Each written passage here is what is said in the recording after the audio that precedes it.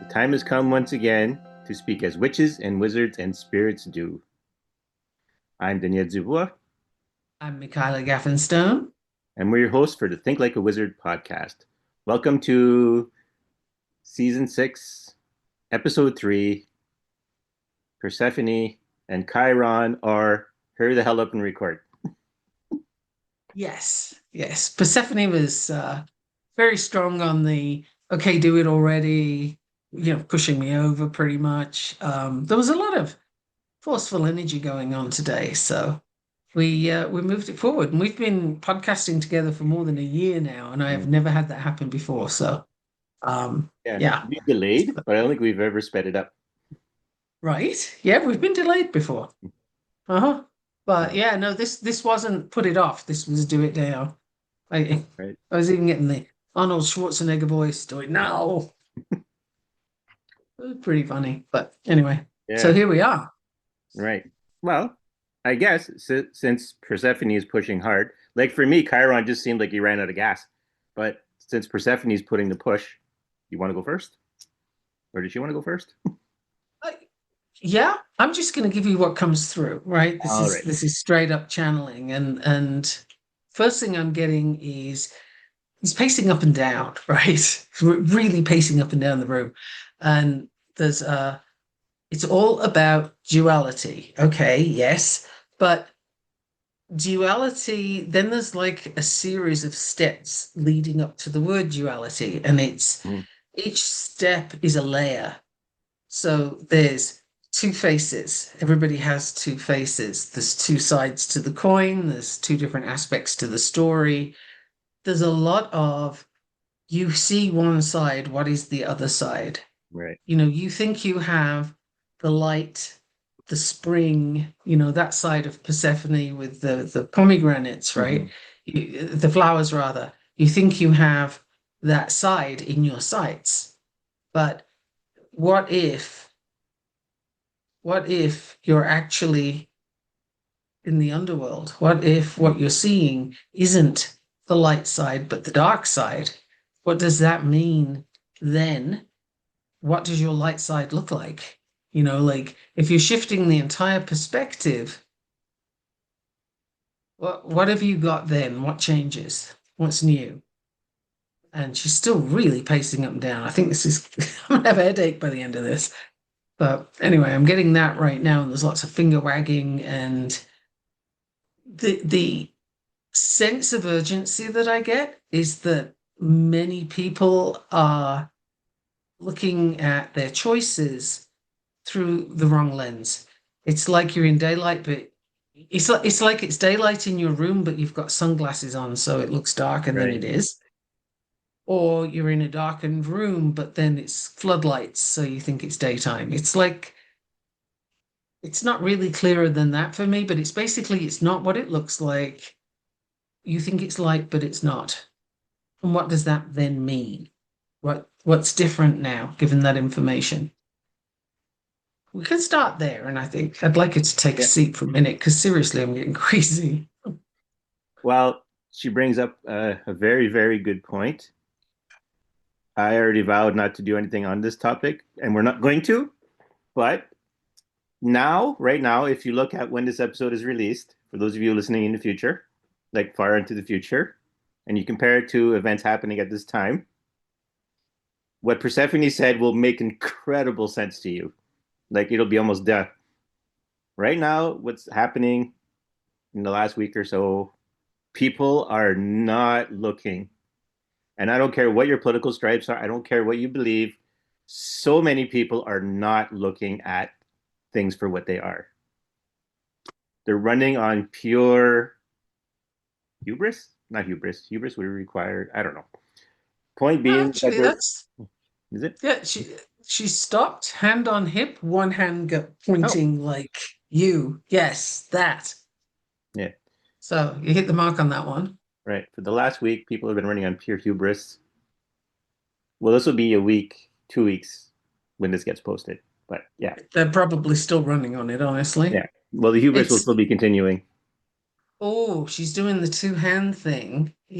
So last week after the podcast, when Danielle and I often have the juiciest conversations, Persephone showed up with pomegranate in one hand and a bunch of flowers in the other. Mm. And that was a very clear image and very strong. And she's appearing like that again. And shoot, I shouldn't have done the explanation. Okay, hang on. Choices. Okay, it's choices, and a lot of people they don't see that they have a choice, and they Right. don't see the choice they have clearly. I actually, So if Persephone's okay with this, I want to stop you. yeah, go This for it. mirror is exactly Persephone's choice. How Hmm, Persephone got stuck in hell for during the winter months. She was offered something but didn't know that she was making a choice. right. Okay.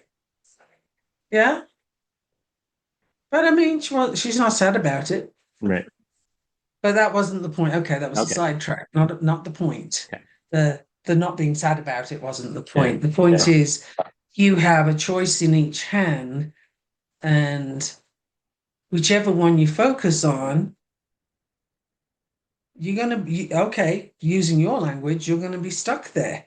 Mm. And it'll be longer than 6 months. So it's another element of the time to make a decision is now, and that is a duh. But there's a sense of urgency to it that, like, no, really, now is the time to make a decision, and no decision is a decision. Right. You're still going to get one of those two hands. You got to pick one. Like, are you above ground? Are you in the underworld? Like, which way are you going? And do you realize that you're going that way? I think there's confusion, that one hand has like a whole lot of confusion, and it's people who are being sucked in. Different things are sucking them in, but they're being sucked into a path that they wouldn't choose if they could see it. Right. Ha, that's the one. So again, it's with the clarity, but this is like, no, you're doing it now, right now. That is happening, and the doors are closing on the opportunity to change path, which is Mm. interesting. I didn't know that the doors did close on that, but okay, I'll go with Well, the if you think about certain events have to happen to move other events along. So sometimes yes. doors have to close to make sure those events happen. And I guess so. yeah, Yeah. and it could be the reminder of the this is the choice you made.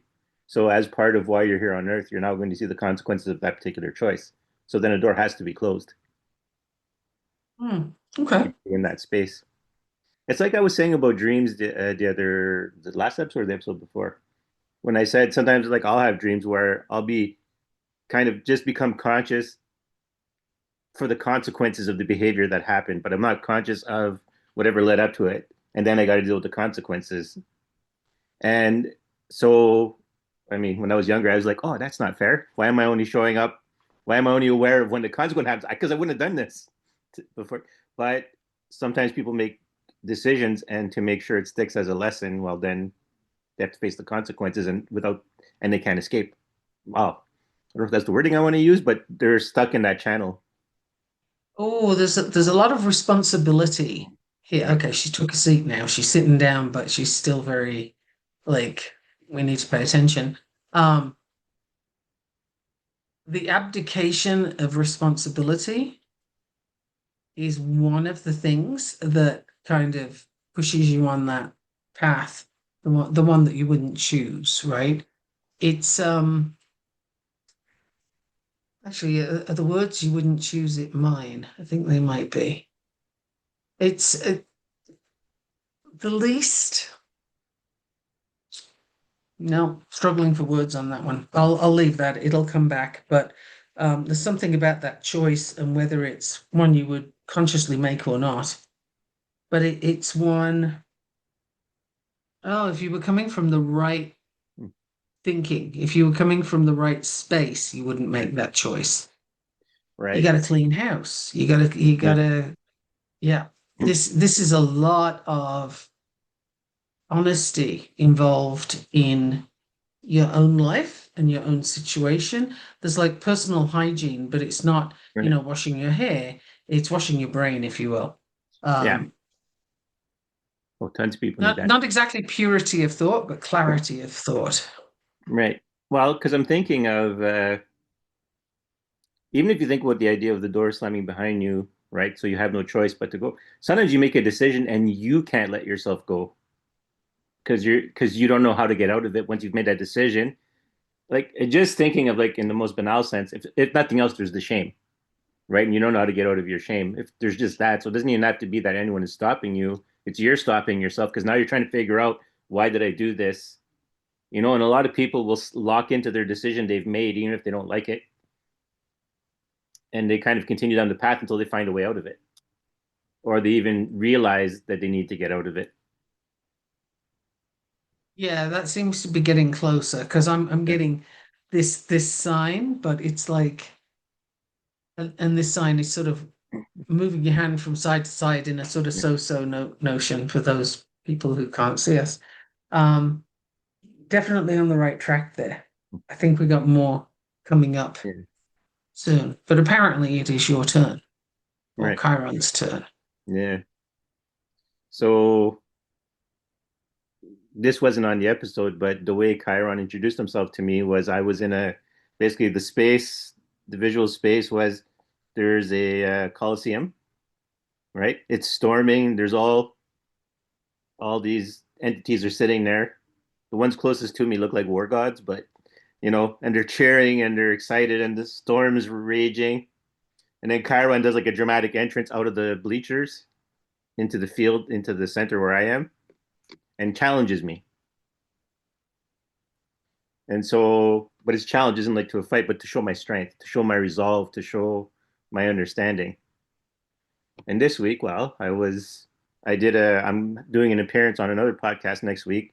And so I, we kind of talked beforehand. So she asked me a bunch of questions. I filled in those questions with my understanding of things, even if it seemed contradictory to what the person asking me the questions believed in or what they were expecting, right? But I still just, nope, this is still how it is, regardless of how this might be confusing. Whereas in the past, I might have went, well, okay, I'll transition them into it more slowly, or, I'll just let them, like when we were trying to figure out Gaia or Tiamat, where we both Mhm. stood our ground in what we were seeing.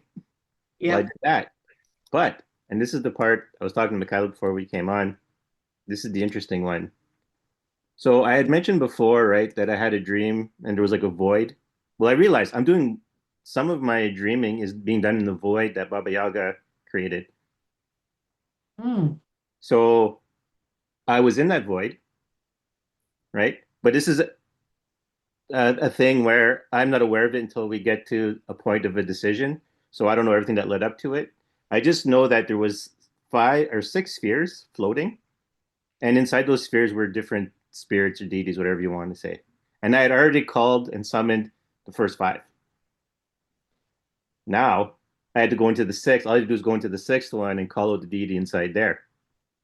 I go in there expecting a certain deity, or at least that's how it felt, that I had an idea of who it was. And, I was going in, but it turned out it was Jesus.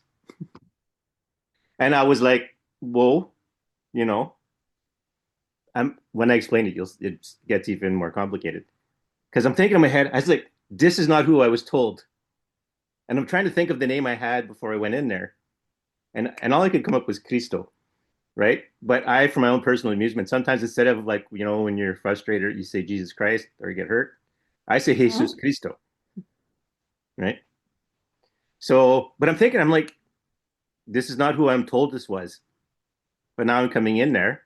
And then I could kind of feel Chiron kind of amused with himself. And I'm like, okay. So I thought to myself, that's weird. Anyway, the camera, just for the people listening, I had my hand up and then Zoom raised my digital hand. Anyways, weird. So that's must be a new feature. But anyway, so I sat there and I go, okay, if my whole spiel and the whole thing we've been talking about is that they're spirits and they take on a story and that becomes their identity, and that story will probably be gone, right? And then in the future, there'll probably be a new name for the spirit and a new story. I thought, well, then if I'm willing to work with everyone else, because like when I look back at the other five, I'm like, I didn't give them any grief. I walked in, I did whatever they were, didn't care. I didn't care who they were. If they had to be called, they had to be called. So then I'm sitting here going, okay, well, then I guess I should put my money where my mouth is. And if this is the next person to call, then this is the person I'm calling. And then the dream was over. But kind of Chiron lingered, you know, kind of going, oh, That okay, was all a right. decision. Yeah, That was decision time. And are you going to follow through on what you've said is your stance? right. You were challenged Yeah, to, you know, that really wasn't what you were expecting and probably right. didn't feel very comfortable with, so you're going to do it anyway. Right. Because for those people who are maybe new to listening, like I was Catholic and then I dropped it because church convinced me not to be Catholic anymore, not because of anything. But I'm gonna add this story so that people understand. Over the years, now so since I was never disconnected from the spirit world from early on, I've always had a connection, right? Now, as I've said before, I had a trickster teacher, and my trickster teacher had no problem pretending to be God. Okay. But I did over time actually encounter spirit using that metaphor, presenting itself as God. Okay. And not too long ago, I did work with Mary Magdalene, a spirit using Mary Magdalene. So I should, by all rights, be okay with Jesus. And actually, since I've done it, I'm not worried. If someone shows up with that storyline, it's fine. But that's my point. In all those years, and as pious as I was as a kid, because I used to make up my own prayers with a very, very deep connection, I have never once seen Jesus. No one has pretended to be Jesus. No one has showed up as Jesus. My understanding of Jesus was always that he was just pretty much doing what we were doing. He was just some dude doing what we were doing. I never had a different understanding than that.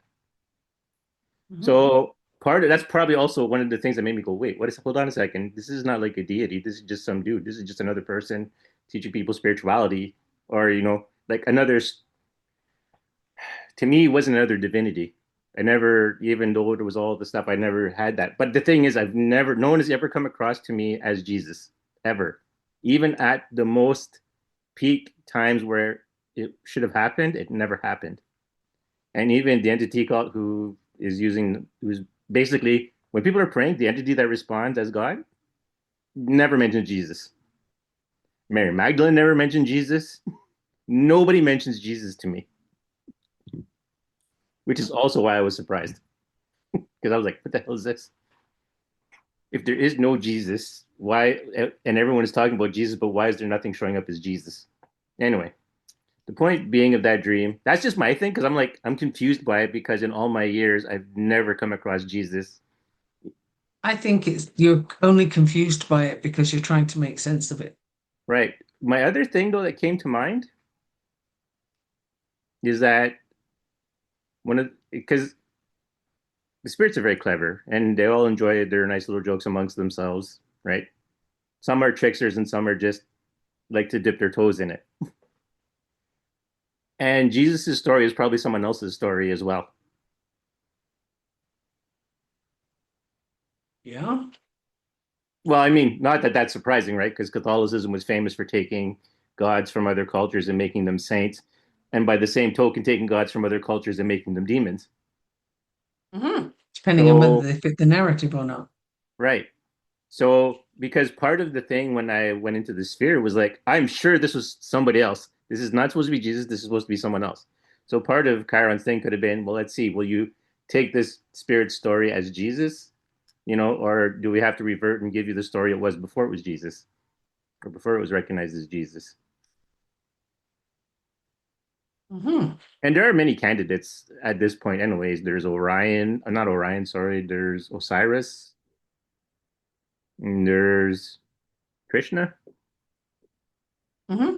and there's, well, you can even argue Siddhartha, the original Buddha, as far as Buddhism's concerned.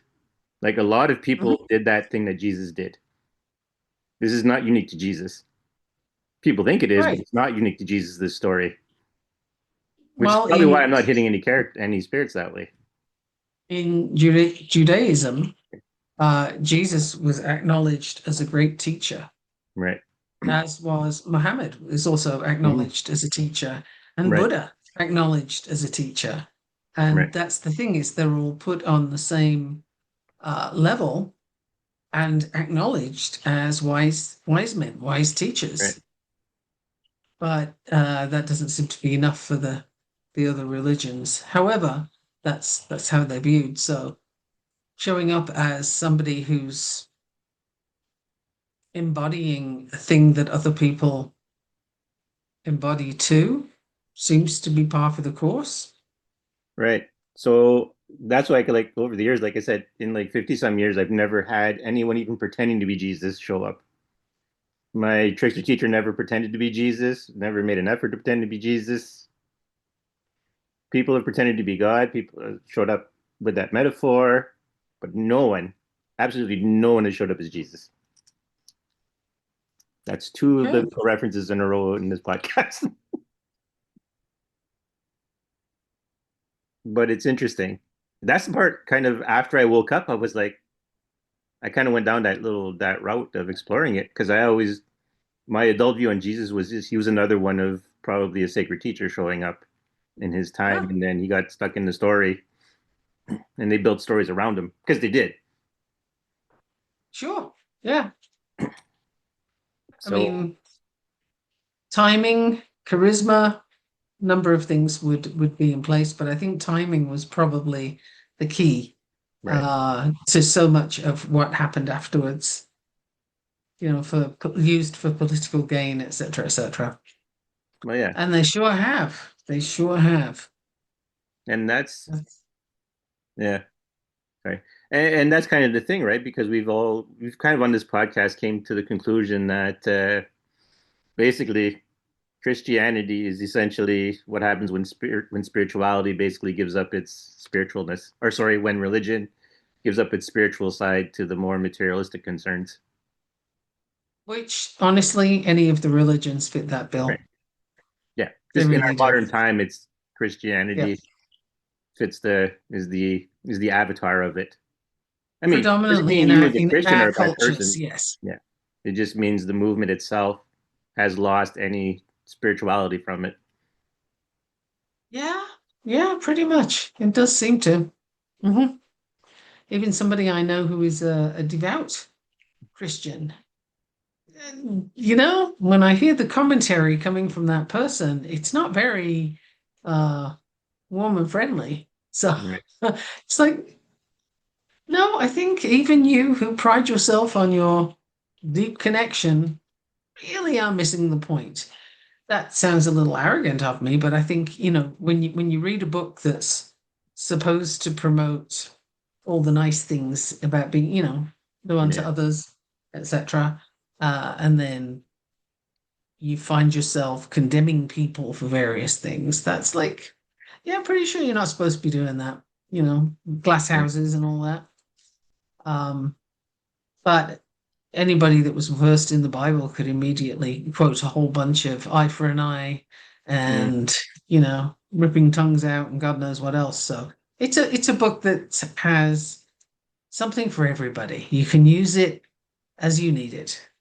It's funny because having asked that question of why, kind of, well, no one showed up as Jesus, Chiron is kind of doing the nudge and you go, well, what's the next thought you can think of? And when it came to my mind was maybe the Jesus persona is just too toxic.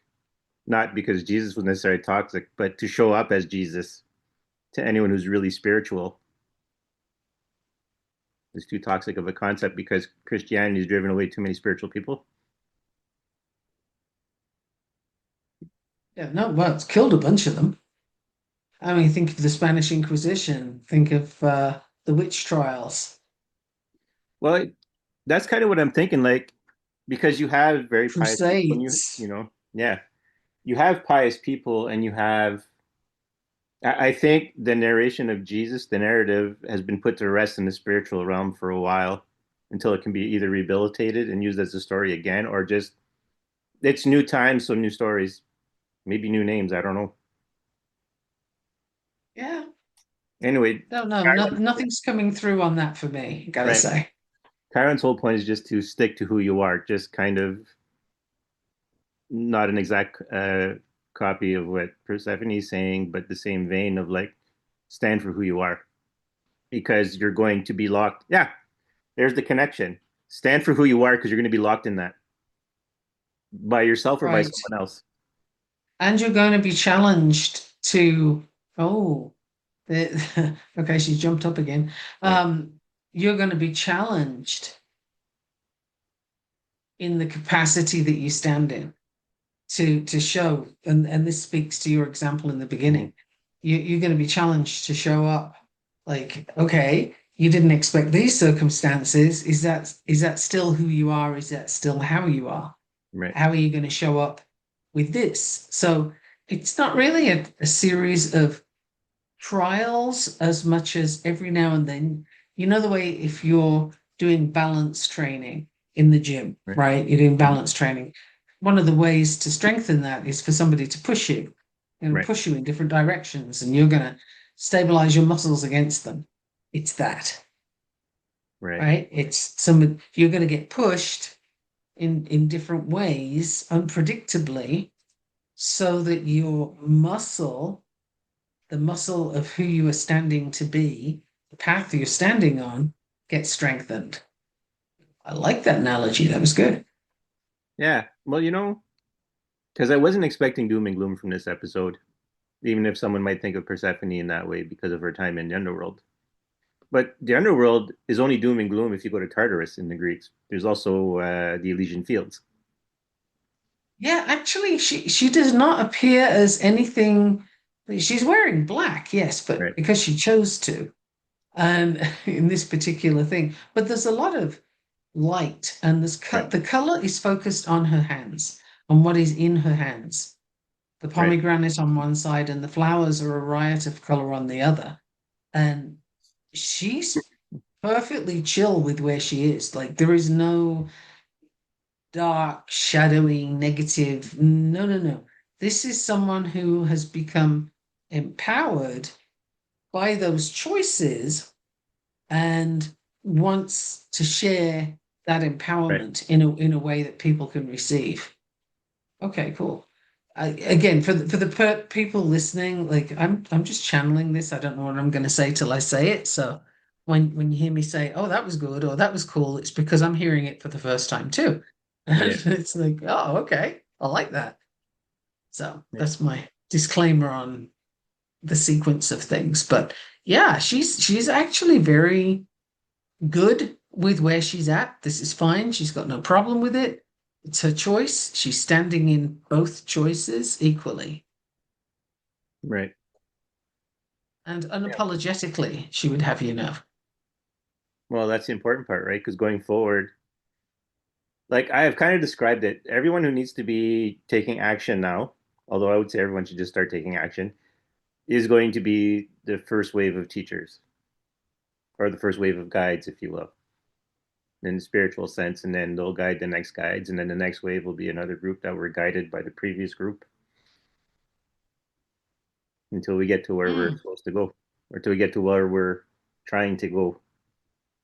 So we get to where we're going, whether we think we're choosing that or not. Right. And that's kind of she's like waving a pomegranate at me right now. That's the thing is whether you think you're choosing this or not, open your eyes, you're making a choice. Yeah. Oh, pretense doesn't help either. Okay. So, you can pretend you're doing something for a particular reason, but if that's not true, all your pretense doesn't matter. Yeah. Ooh, she's very feisty today. I would I like imagine it. so. I would imagine I so. like it. I like the feisty. I'm here for it. Yeah, we're going to get along nicely. Mm. We have been Um, getting along nicely, but I yeah. mean, yeah. Okay. And I got room for another. yeah, I got room for another altar next to Lilith. That's fine. yeah. Well, in the spiritual world, right, to communicate effectively, especially between the spiritual and the material, you have to be very clear on what you're trying to say. Oh, her strength is that she can straddle the two worlds and does effortlessly. She's at home in both or either. Hmm. Okay, she's very pleased with herself isn't the right word, but she's very sure of the value of her position. Ah, Okay. I'm like, all right, this is why it has to be today. I probably wouldn't sleep tonight if it wasn't, because I'd have all this stuff coming up. yeah, yeah. No, it would be hard. It would be very difficult to sleep when you get that kind of information. It Uh-huh. is. I don't know how long I've ever done it for, having something ready to go and then not being able to do it. Yeah, it was getting more pressure during the day, and then Yeah, at the point where I messaged you, it was like, okay, enough of this. we got to Now, record. Yeah, mhm. yeah. So just a big recap. Choices. The choice of who you are, the choices you make now are going to affect yourself going far into the future. I don't know if that's the right wording, but whatever. It's the wording that came up. Mhm. It determines your path and for the and next little while. and the pretense is huge. Yeah. Following the crowd. Okay, following the crowd, and because they all think they're right, Mm. it's not going to save you. Right. Following the crowd because they say so is not going to save you. That's the pretense. That's the artifice around your choices. You don't get to abdicate personal Right. responsibility because you followed the crowd. Right. Okay. And to I'm add going to on to listen to that, this episode again because yeah. I'm kind of liking some of this. So the door, if you will, that closes behind you is your consequences. The consequences of the decisions you make in the near future, or the decisions you make where you want to go down, you have to face the consequences of that, which makes it hard for you to take back your decision. And then, just for a very brief moment, of Yeah. all things, my grandmother appeared with her, "You made your bed, lie in it," which is Yeah. not a saying I've ever appreciated, but I see how it works here. So that's what it is. It's yeah, the metaphor of the door closing is like you're not coming back through this way because the decisions you've made have consequences that you have to deal with before you can even try to backpedal or change or state that you not state. You have to have you have to have the consequences of the decisions you make going forward. Yes. And they will open the path you're on so that it's visible to you. Hmm. The door behind you fades away. It's gone. It's not even there to Right. open. There is no more door. When it closes, it disappears. So what you're left with is forward only. Oh, yeah, that's a big feature right now. You can't go backwards and make anything as it was before, whether that's you want 1930s, you want Right. pre-pandemic, or whatever it is you're looking for that's behind you, it is gone. And that's like a no-brainer, right? We should know Right. that. Yet, that's exactly what people look for. They want to go back to the familiar, which isn't truly familiar. It's what they think they remember. Now I'm getting Right. pomegranate waved at me again. I was like, Oh, yeah, that's a whole lot of it's not what you recall. yeah. And for every pomegranate seed she ate, that's how long she had to stay in the underworld. So yeah, the decisions have consequences. Yeah. I think pomegranates are difficult to eat. Yeah, yeah, they are. I like them, but it's like, yeah, I don't go looking for them. Work. Yeah, It's work. So, that's also interesting, right? It was work for her to make those decisions, mm, and yet she did. yeah, And whether she knew she was making that decision or not, it didn't save her from the effects of the decision. Right. Yeah. The last time I like heard Persephone's story all the way through, I think I was like in I don't even think I was in high school. I just remember there was rules, and because she ate the pomegranate, she had to follow those rules now. It wasn't up for debate. You made a decision. You ate those Mhm. pomegranates, whether you understood the consequence of eating the pomegranate, you ate the pomegranate. Right. And you see a modern translation of that in the ignorance of the law is no excuse for Right. breaking the law, right? Which again is it's a little problematic. You could take it apart a bit, but it's one of those dogmas that people are very fond of Right. keeping to. Um, Fairness doesn't necessarily come into it, right? Right. Well, if I understand this legal term correctly, so mens rea, so the intent. So Mhm. it's not whether or not you know the law, whether you intended to break a law. It's whether or not you intended to do the action and what was your intention doing the action, which is why you also get the difference between murder and manslaughter and stuff like that. Right. Why you get different degrees of certain crimes because your state of mind makes a difference. And doesn't that speak to the motivation Intention, yeah. and intention that Hmm. we mention frequently, Yeah. right? Being clear on that because you're going to get called for it one way or the other. Yeah. Yeah. So now, Hmm. and yeah, if you're not used to doing shadow work, it's going to be a rough time for a lot of people.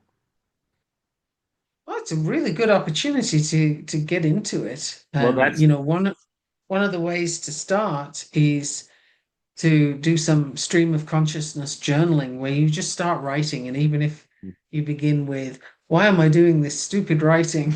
right, What kind of crackpot idea was that? Et cetera, et cetera. Just start writing because at some point things will come up. And the question is always going to be, what else could that mean? What's you got to question the sides of you that you prefer not to show people, right. right? The aspect of you that you know is there, but you don't let other people see that face. That's the one that you need to start writing about. Whatever that looks like, it's your hidden face. Yeah. I guess that's our not cheat code, but that's our recommendation if you want to move ahead in a way that you want that you think will be good for you, that is arguably good for you is to start doing your shadow work because you don't want to be caught not having done it. Well, if you only look at sort of okay, toxic positivity just came Right. up, and hmm, the flowers got kind of thrown down at that point. That was interesting. But anyway, okay. Toxic positivity being, let's pretend everything's great. Let's pretend everything's wonderful. We'll ignore the news. And the thing is, you can ignore the news. God knows I do. You can ignore the news as much as you possibly can. But you know what? All of that energy is in the field. All of what's happening is in the field. So you are affected by it, whether you pay attention to it Right. consciously or not. You are still being influenced. So that's something to be aware of. And I have no idea where that came from or where it was supposed to go, but there it is. No, it makes sense because it is because it's in the ether, if you will. Mhm. You're So breathing it the in, even if you repercussions, the can't see shock the air. waves, yeah, Even if you can't see the air, you're breathing it in. If somebody's smoking weed 200 yards from you, you're still going mhm, to breathe it in. right, Tell me you can't smell it because that's not true.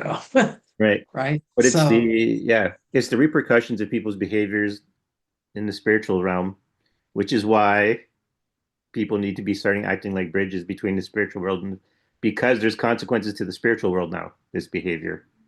There's now enough of us with enough influence on the planet to give, well, if nothing else, to make life unpleasant for the spirits who connect to this planet.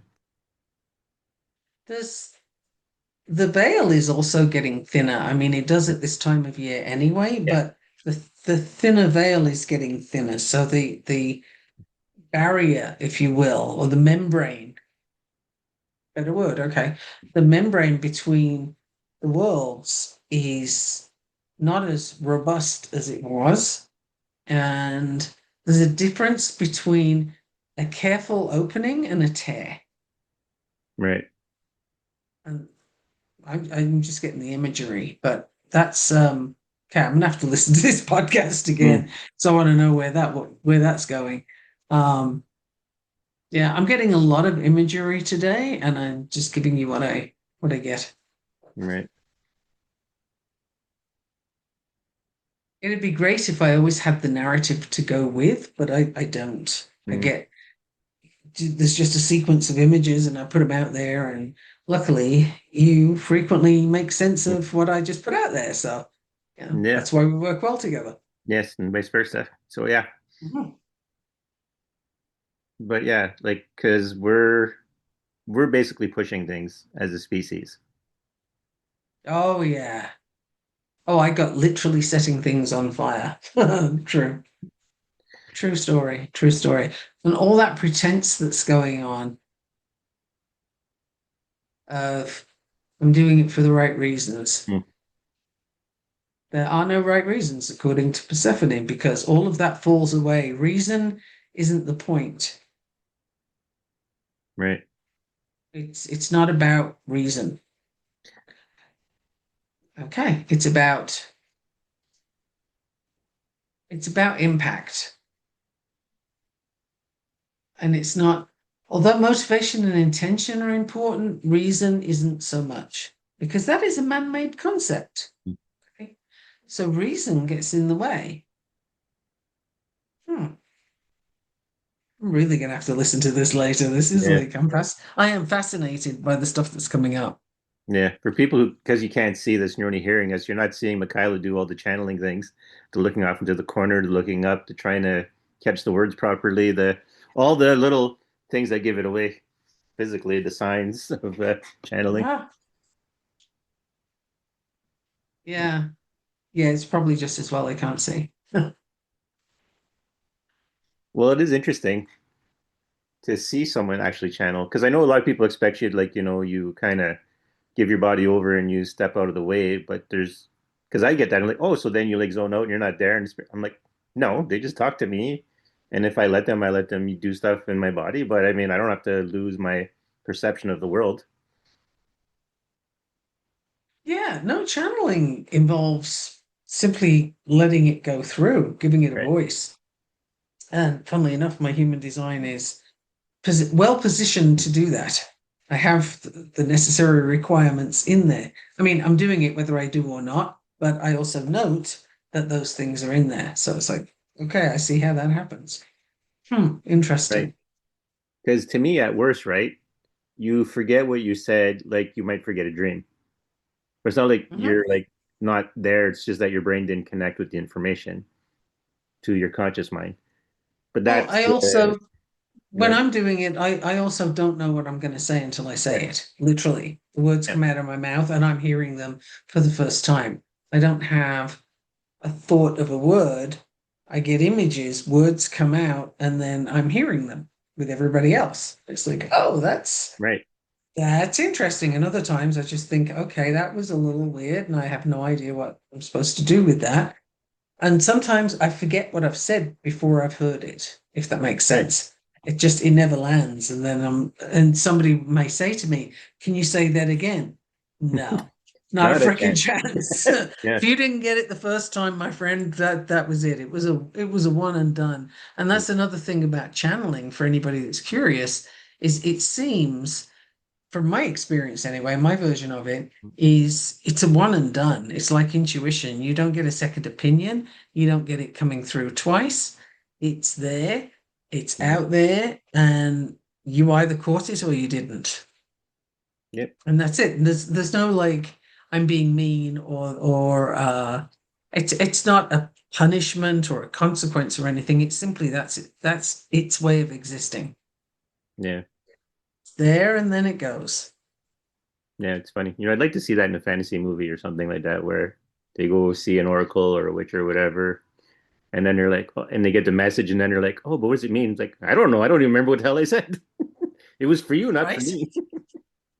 Yeah, no, and that would be true. I mean, some of the things that come up I do remember, but I remember them more for the person's reaction Right. than otherwise I might not recall it.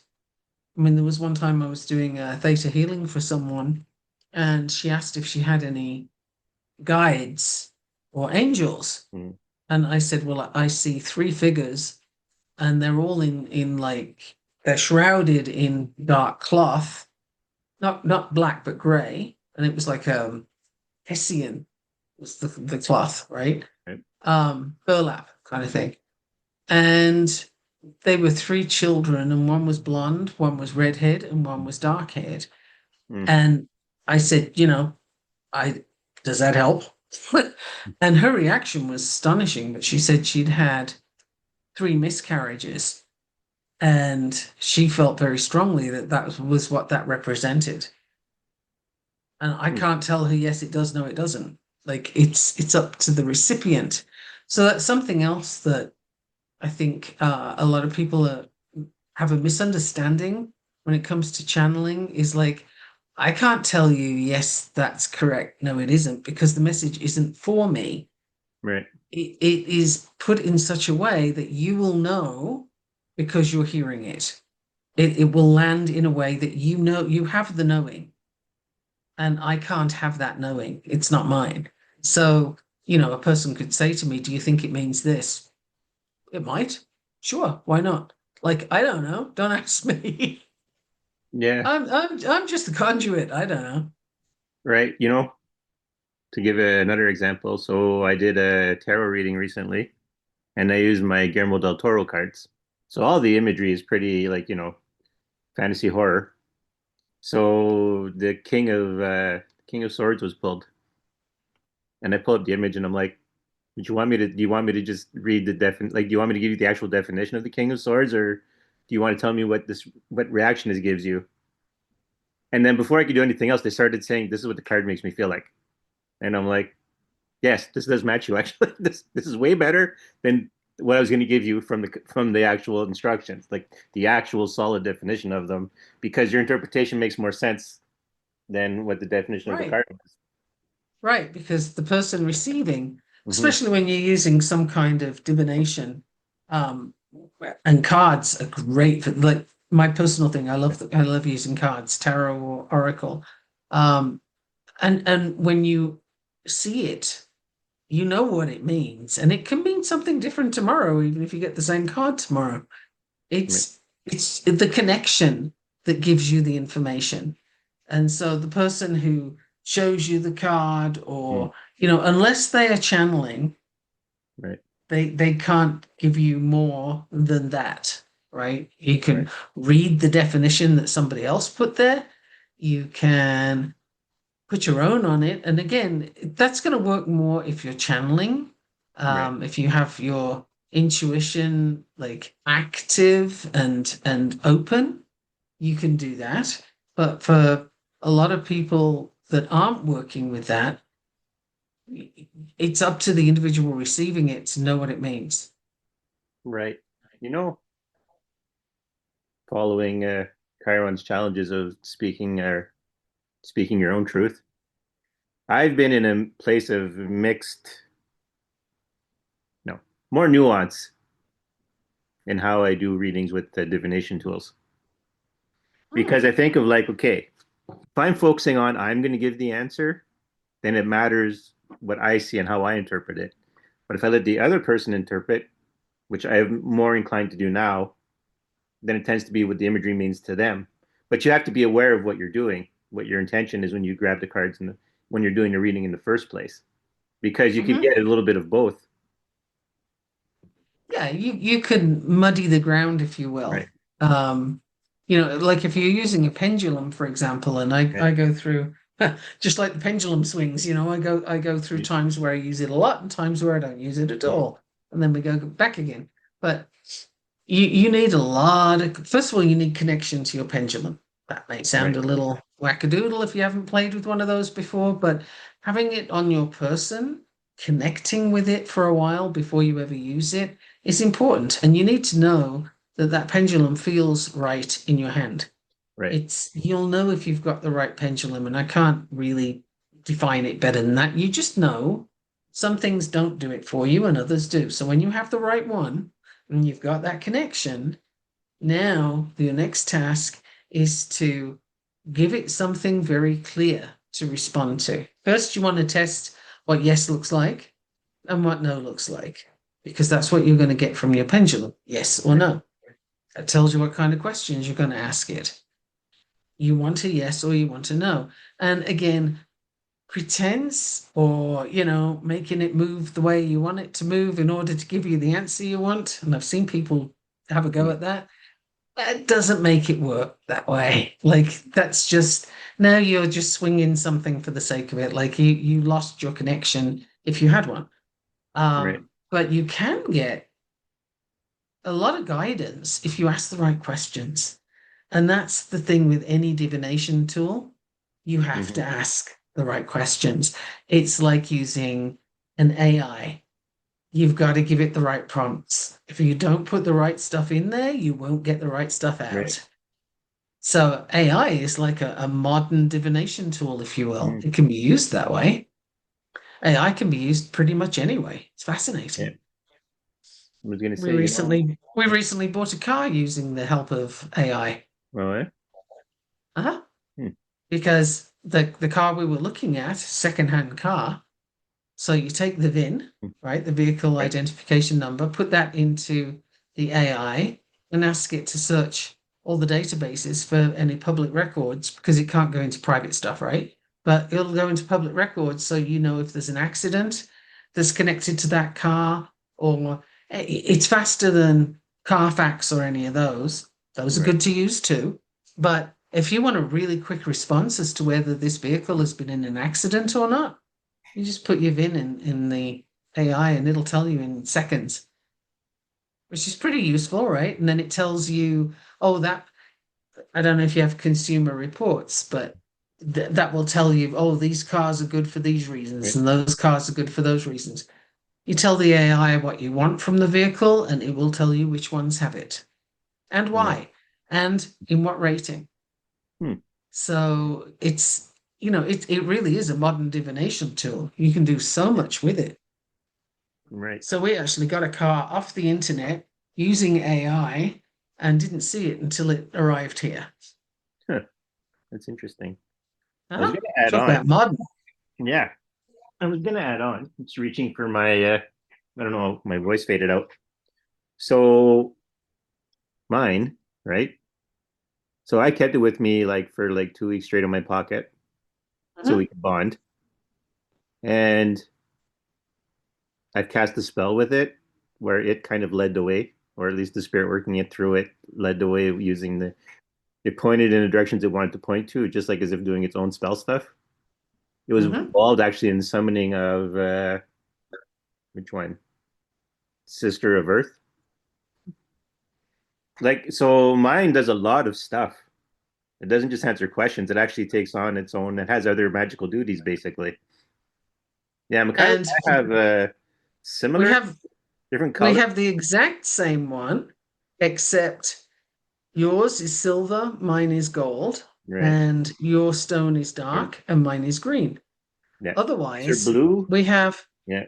These are we different have colors. exactly the same Yeah. style and configuration, right down to the spiral inside. Whoops, Yeah. not showing you the spiral inside the Yeah. stone. So, which is kind That's of why fun people that do we have this. the same one. Oh, that's why people do this all the time. Put their hand in front, Right. behind the object they're showing, so that it reads properly. Yeah. There you go. Yeah. So you I never, for and one second. we didn't know we bought the same one. Yeah. The only problem with keeping in your pocket is your chain gets a little messed up, so I got to kind of deal with that. But yeah, interestingly enough, that my pendulum doesn't care as much about the chain being tangled up as long as it can do its job. But yeah, like I'm getting more of it out of it than just yes or no questions. It's like it points the way, it like guides energy, it's all kinds of stuff. It's a very So big pendulum. what that tells the listener is there are many things you can do depending on who you are and how you relate to it. Yeah. I honestly haven't tried anything further than that because I've found a lot of value Mm. in getting the question right and then getting my response. And I can kind of I connect to it, so I can tell that okay, yes, that's good, or that's a response, but I didn't ask the question right. Mm. So I'll play with it more. So that's my angle on it, but you're offering Mm. another perspective for the listener to know that there's different ways to do this. As we've said all the way through, there isn't just one way to do something. It's not Right. our way or it's the right way. We don't even do things the same way. That's true. Yeah. Hmm. All right. I'm not sure what Chiron is pushing. But yeah. So, well, I'll guess this is what's been sitting on my head for the last 2 seconds. So I got another stone, which disappeared. It says Okay, family on it. It's family. just basically a rock. Essentially, when I Uh-huh. like tried to figure out it was just basically described as another stone when I looked it up. It's got family written on it, which also doesn't really. But I got it with the rest of the crystals I bought. But what this stone does, even though if you looked it up, you wouldn't find any specific spiritual properties for it. This is actually a very effective shadow work tool for me. Hmm. Well, here's the thing, just because somebody else didn't put into a database that there's particular properties doesn't mean that there aren't. Just means they haven't been put in the database. So that's actually a really good point to bring up Yeah, is don't dismiss anything as being just a thing, right. or it's not much.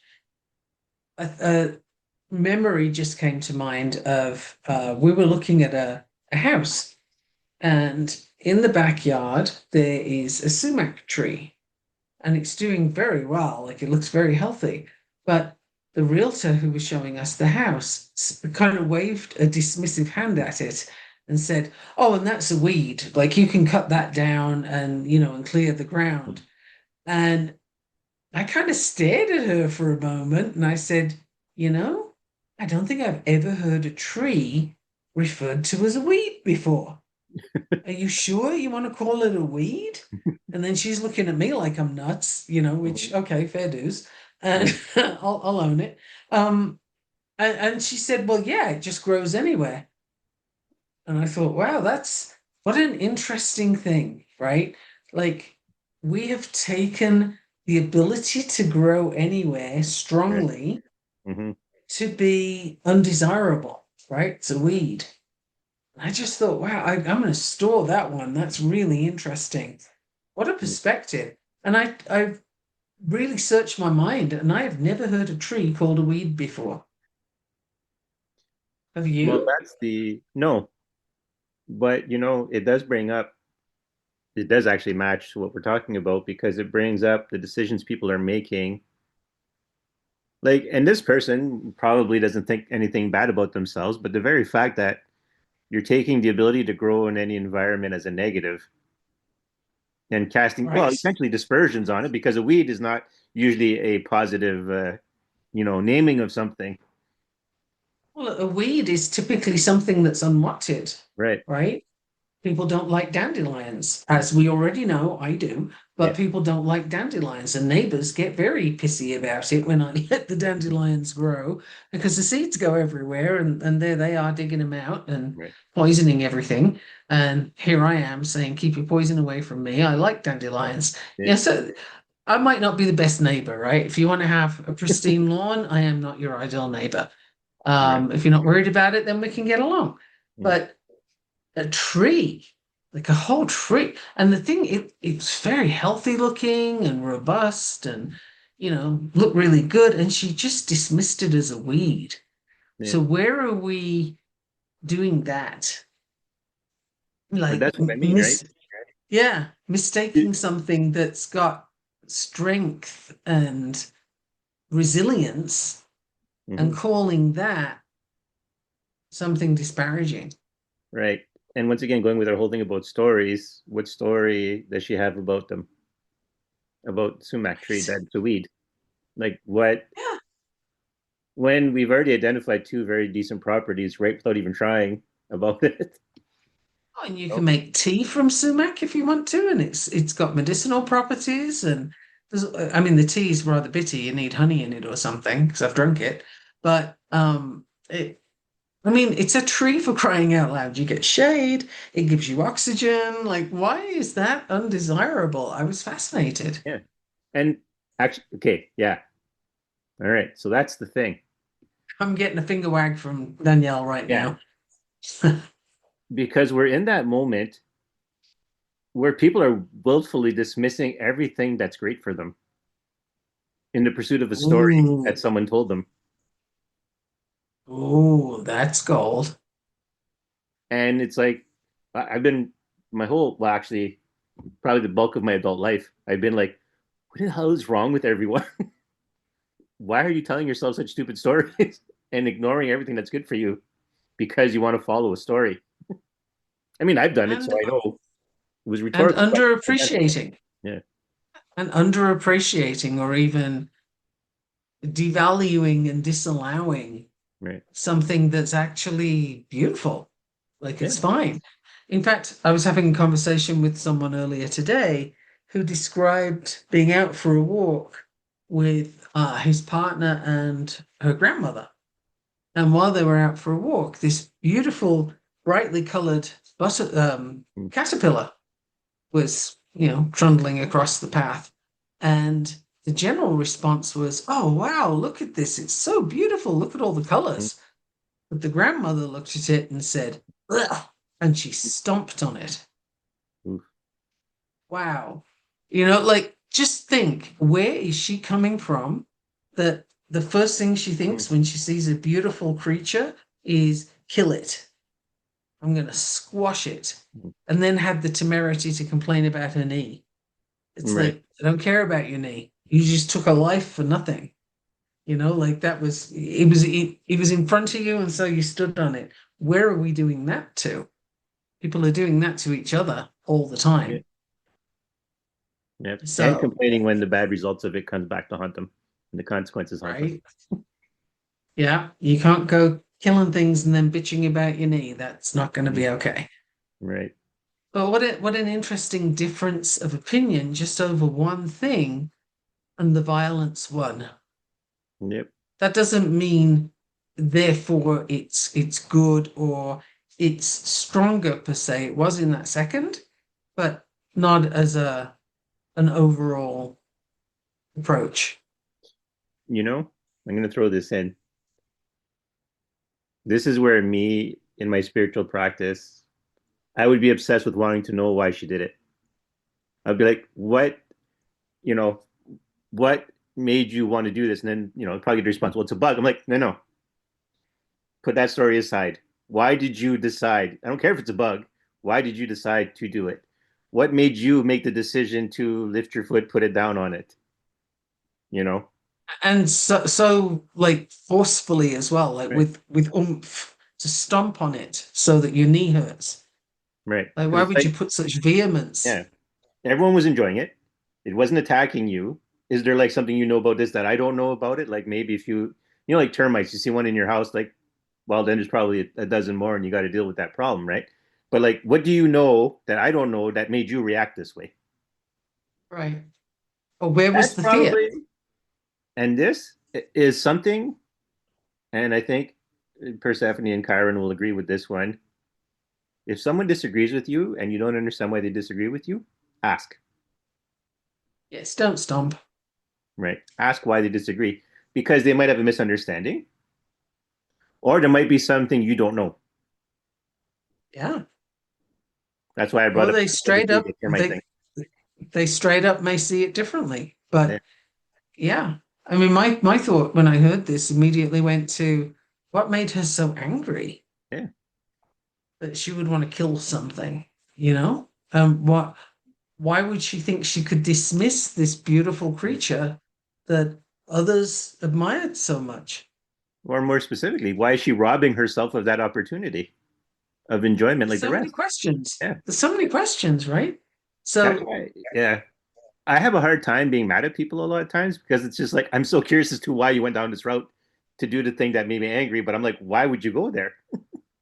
What Right. did you do? What for yourself made you think the consequences that come of this was better for you than to just leaving the Right. thing alone?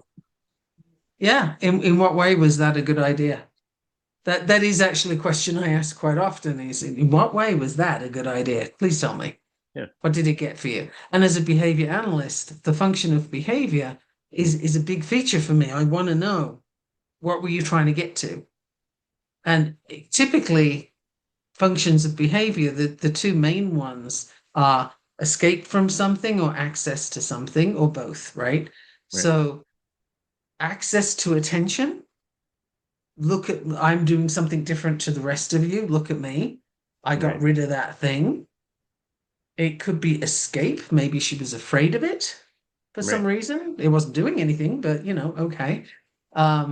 What was that? What was the purpose of that? Because she certainly got attention. She got everybody else's dismay right, that she did that. Nobody was happy about it, but you know, needing attention isn't the point, isn't whether it's good or bad attention, it's just attention, period. So she got that, but wow, that was, that was a big action. I saw a huge wolf spider in our basement the other day, right, and I'm not going to pick it up in my hand. I'm right. not, but my husband is. So I just called him and said, okay, you need to come get this thing, Mhm. put it outside. And he came and got this huge wolf spider and it's in his hand and he's just like, oh, look at you, you're so cute. I think I'll put you on the time. And we have some pine bushes that are still growing, the herb. I Right. don't know why he thought wolf spiders would like that, but I hope it did, because that's where it Mhm. got put. And there was no thought from either of us that we're going to kill this thing. No need. It just doesn't need to be in the house, right? I'm like, I would prefer them to be outside. Yeah. But it's so interesting the perspectives. Like we have this golden orb spider. Those things are huge. Have you seen them? No, I haven't Look seen that. look it up. Look it Yeah. up. A golden orb spider. It looks like it's got two big eyes on its back, Oh and yeah. they're sizable. And we have one living in the greenhouse, so we have to water very carefully so as not to damage the web. It's Right. hilarious, but you know, though the attitude is so interesting, right? Like, what do you make it mean?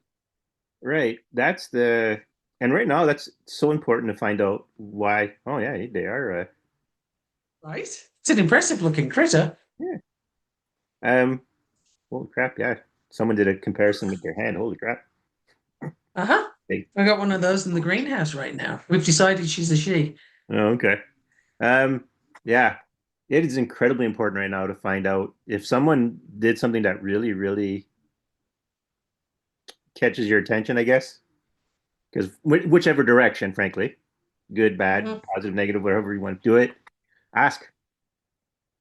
If it's enough to provoke you into a reaction that you feel will get you in trouble or do some harm to someone, ask first why they did what they did, because they may not have had any intention of aggravating you, or they might have just not understood, or maybe you didn't understand, or whatever. Well, the other thing is it helps to understand where that person's coming Right. from and whether you want to remain in the environment with them. Yeah. I had that conversation with somebody earlier today too. You got to look at, my recommendations if you're going to spend time with somebody is first of all give them slow internet for 10 minutes and see how they respond. Yeah. Secondly, go Uh, to a coffee shop and see how they treat people there. How do mm, they talk to them? Now what was the third one? Third one was tell them no to something. mm, And if they get through all those tests without being a complete jerk, then you're probably okay to hang out with them. mm. Yeah, those are all very important. So yeah, on my side, Chiron's out of gas for anything else to say. I think we've hit the major points. She's gone. Yeah. Chiron's still around because he's curious, but he's got an ad. Yeah, no, she's gone. Yeah. So I think again the next spirit is going to be an after call thing or after. I don't know if Probably. we'll call it anything. Maybe put a name for it. But anyways, yeah. So let's rub my eyes. But channeling will do that. Channeling does that. It can wear you out, Hmm. tire you. Sometimes I'll take a nap after the podcast or after I've done a lot of channeling just because. So once again, I'm Daniel Dubois. I'm Michaela Gaffinstone. Till next time. Until next time. À la prochaine. I left